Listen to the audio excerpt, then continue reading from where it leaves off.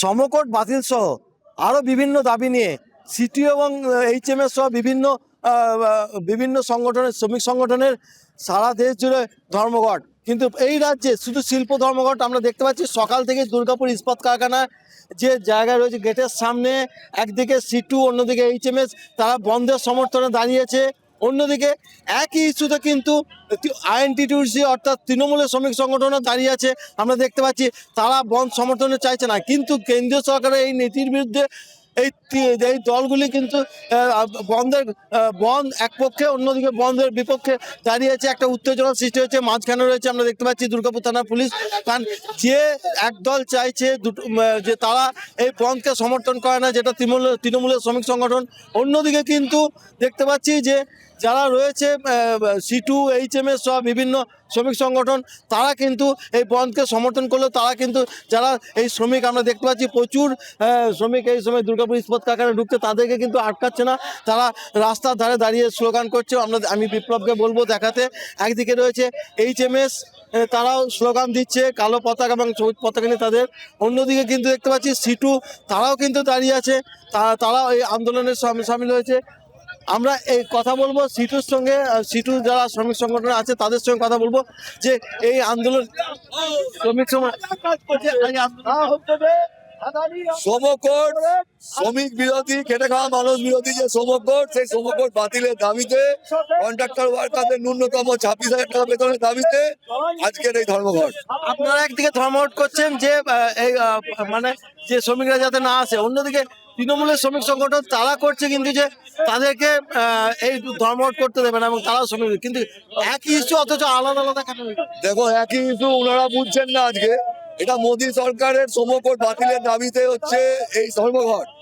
তাহলে আমরা চাই যে সমস্ত শ্রমিক ঐক্যবদ্ধভাবে করুন। আজকে যারা বিরোধিতা করছে তারা আগামীকাল বুঝতে পারবে যে এই সমকোট তার ঘরের পরিবারের ছেলে মেয়েদের থেকে শুরু করে কি ধরনের আক্রমণ, আগামী দিনে কারখানায় কি ধরনের আক্রমণ আসছে সেটা আগামী দিনে বুঝতে পারবে। আর শ্রমিক হিসাবে আমি মনে করি শ্রমিক কখনো শ্রমিকের বিরোধী হয় না। আগামীকাল ওনারাও আমাদের সঙ্গে আসবেন। সীমান্ত চ্যাটার্জি, CI2 ইউনিয়নের জেনারেল সেক্রেটারি। আন্দোলন করতে হবে, ধর্মঘট করতে হবে, না হলে কিন্তু তারা বুঝবে না যে কেন এই ধরনের এই আন্দোলন বা কেন ধর্মঘট। অন্যদিকে আমরা তৃণমূলের শ্রমিক সংগঠনের সঙ্গে কথা বলবো, বিপ্লবকে বলবো যেতে যে কেন তারাও একই ইস্যুতে, তারাও কিন্তু বন্ধের সমর্থনে নয়। তারা জানাচ্ছে যে এই বন্ধকে তারা সমর্থন করে না, বন্ধকে সমর্থন করে না। এই কারণে আমরা কথা বলবো INTTUC শ্রমিক মানসবাবুর সঙ্গে। একই ইস্যু অথচ আপনারা চাইছেন বন্ধ না হতে, ওরা বন্ধ করতে। দেখুন, একটা জিনিস ভালোভাবে লক্ষ্য করুন, সামনেই বিধানসভা নির্বাচন, CPM এখানে 0, অতএব রাজনৈতিকভাবে টিকে থাকতে হবে। কোথাও বিধানসভা না লোকসভা, কোথাও কোনো জায়গা নেই। এবং তাহলে আমাকে যদি নিজেদের অস্তিত্ব দেখাতে হয় তাহলে কি দরকার না স্ট্রাইক, যেটা এরা 34 বছর ধরে অব্যাহত রেখেছিল, যে ফলে পশ্চিমবাংলার অর্থনৈতিক প্রেক্ষাপট সম্পূর্ণভাবে ধ্বংস হয়ে গিয়েছিল। সেই স্ট্রাইককে কেন্দ্র করে বিধানসভায় যাতে একটু ফুটেজ পাওয়া যায় তার চেষ্টা ওরা করছে। কেন্দ্রীয় সরকারের বিরুদ্ধে তো আন্দোলন, যে আপনাদের কি তাই? আমাদের আন্দোলন লেবার কোর্টের বিরুদ্ধে, কেন্দ্রীয় সরকারের বিরুদ্ধে, এর মধ্যে কোনো দ্বিধা নেই। কারণ লেবার কোর্ট পশ্চিমবাংলার শ্রমিকদের যে স্বার্থ, সেই স্বার্থের সম্পূর্ণ বিরোধী। শ্রমিকদের অর্জিত অধিকারকে নষ্ট করার একটা চেষ্টা হচ্ছে। মাননীয় মুখ্যমন্ত্রী প্রথমেই বলে দিয়েছিলেন যে পশ্চিমবাংলায় কিন্তু আমরা লেবার কোর্ট চালু হতে দেব না।